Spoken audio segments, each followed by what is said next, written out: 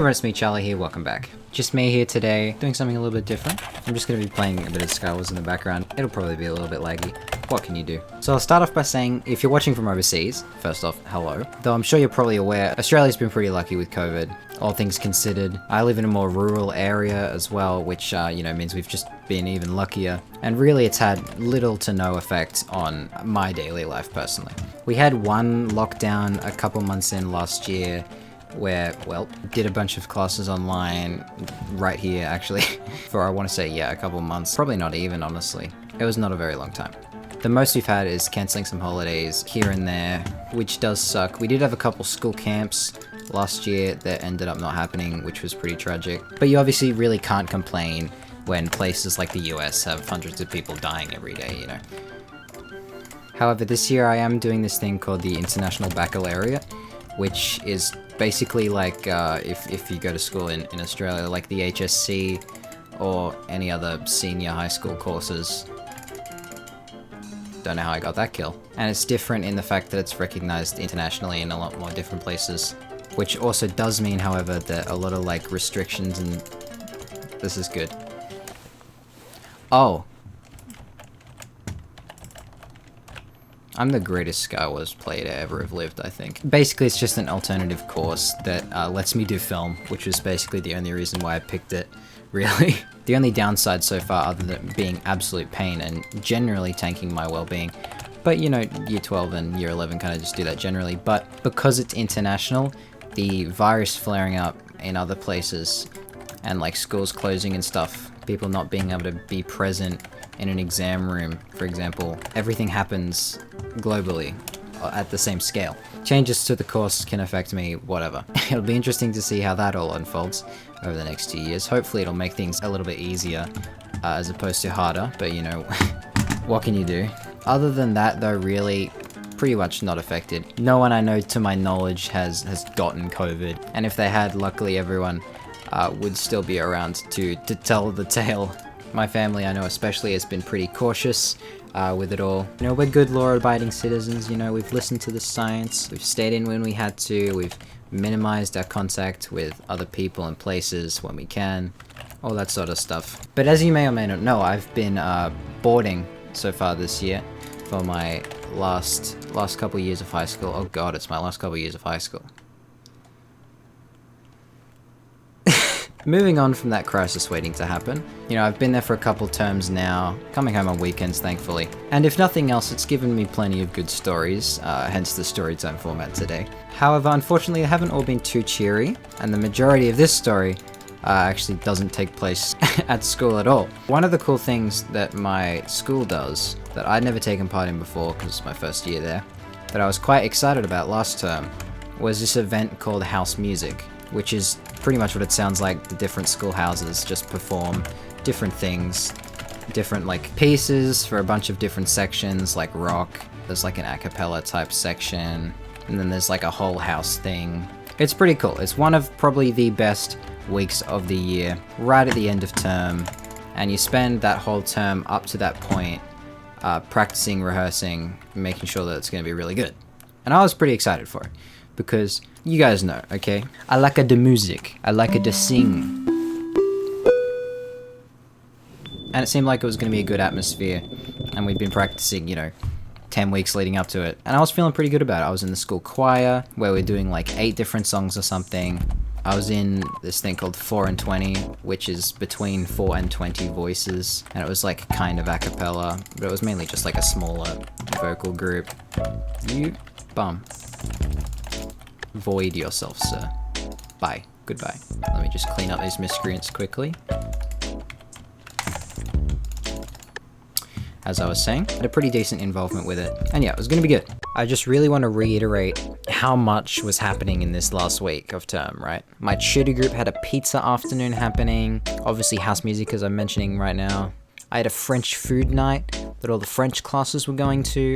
That was also going to be really cool. after a lot of the assessments and stuff had finally died down, it was going to be a great way to let off steam at the end of the term and actually have a good time with some of the new people I've met and create some memories, you know? Because when I graduate and leave, one maths exam that I took in year 11 is not going to be the thing I'm going to remember, right? It's going to be stuff like this. So it's the weekend of week 8, 2 weeks before Perform It. And I'm visiting an art gallery with my mum, me, a close friend of mine who's probably watching this video, hello, and her mum. And we have a great time. We went out for dinner afterward. It was just a good afternoon outside of the hell that is boarding. I got out of my cell. It was lovely. And I go back to school that week. Right at the end of the week, I've gotten through the whole week leading up to it.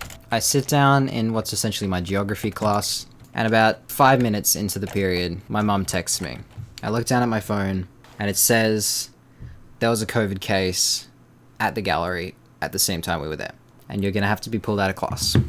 And you can imagine my groan and just frustration and just utter defeat sitting there. A couple minutes later, there's a knock on the door. I don't even look up. It's the head of boarding. He's come to get me. He hands me a mask and he tells me, you can't go back to class. You can't stay at the boarding house. You have to get tested. Straight away, I get put in the back of a car, driven straight to the health center, off-site. Stand in a line for a good couple hours, just by myself. Because a lot of people went to that gallery at that same time. They probably had a very busy day. The actual test itself took like 5 minutes. And then finally, after I get my test, they bring me back to the health clinic that's on campus. They put me in a room with a thing on the door that says do not enter, like I'm radioactive or something. And then I wait there till the end of the day when my dad comes and picks me up, drives me home. When I get home, mum finally fills me in on the proper details of the story.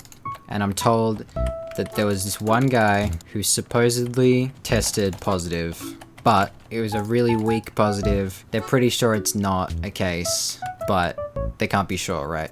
I'm like, fine, that's fair, I guess. Get my results back a couple days later. They're negative, did not have COVID, but then I'm still told that I have to isolate for like 14 days or something. Can't remember the exact number. But it basically meant that I was gonna miss house music, which obviously sucked a lot, especially considering I already knew I didn't have the virus.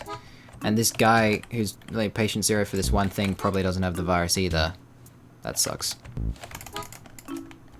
I think my mum especially was probably the most stressed. Spends the next like 6 days speaking on and off with like both different divisions of health because I go to school in a different state than where I live, which just complicated the process really because their contact tracing was between 2 different, oh god, now they're very unorganized with it. We win those, deserved. But basically, she finally gets all the information after like a week of speaking 5 different times and having like this very similar conversations every time, where it's like, so where were you? What happened? Very frustrating on her end. And we're constantly waiting to hear whether this guy, whether they resolve the case and whether he does actually have COVID or not, right? Because there's still a small chance that I can get to the thing and figure out that he doesn't and that it was false, right? Then I could technically get back to school for at least some of house music, which would be better than none, right? My brother and my dad also then had to go into isolation because they were in the same household as us, which we were of course only told after being with them for like half a week. And everyone was just really stressed and had no idea what was going on and trying to follow the rules, but they were changing every second, very unclear. On like Thursday or something, quite late in the week, we found out that his family hadn't tested positive. It was just this one guy, no one around him. And then on Friday, as I'm watching the live stream of the final couple events from home, we find out, no, this guy never had COVID. At all. Just did not. It's like, great. That's very good. Love to hear. I mean, obviously they have to act with extreme caution, but it was just, yeah, very frustrating timing. Probably one of the only weeks I would have preferred to be there instead of here. Pretty unfortunate. And then, yeah, I watched the live stream. The groups that I was in did pretty well. Our house did not win, unfortunately. Obviously, because I wasn't there, you know. If I was, easy first place, no contest, really. Just brings so much to every group I was in. The main thing I learned from all of this was just how still really unorganized the human side of the whole process is, and how messy it gets so quickly, and how it's really very difficult for us to keep up.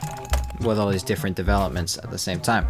Yeah, it was just a very stressful time for everyone involved. I mean, I'd already been back at school for a week before they figured that out, but then leaving, I wasn't allowed to go back into my room to get stuff to leave.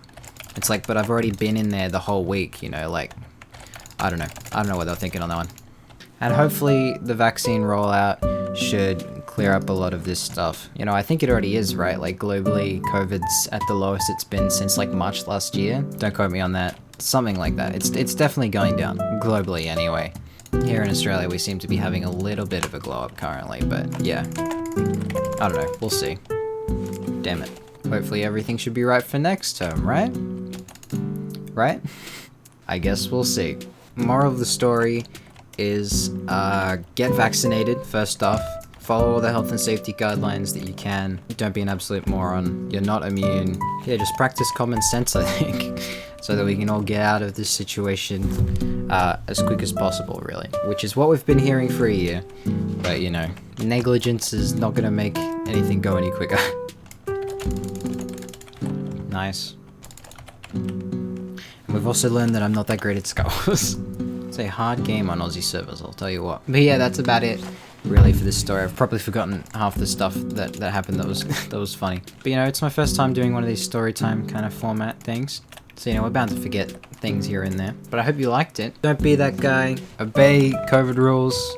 And never go outside your house again, because it can only end poorly for you. Stay safe inside and watch my YouTube videos and subscribe. Just on loop. Trust me, it'll be better for you. Thanks for watching, and I'll see you guys later. Bye-bye.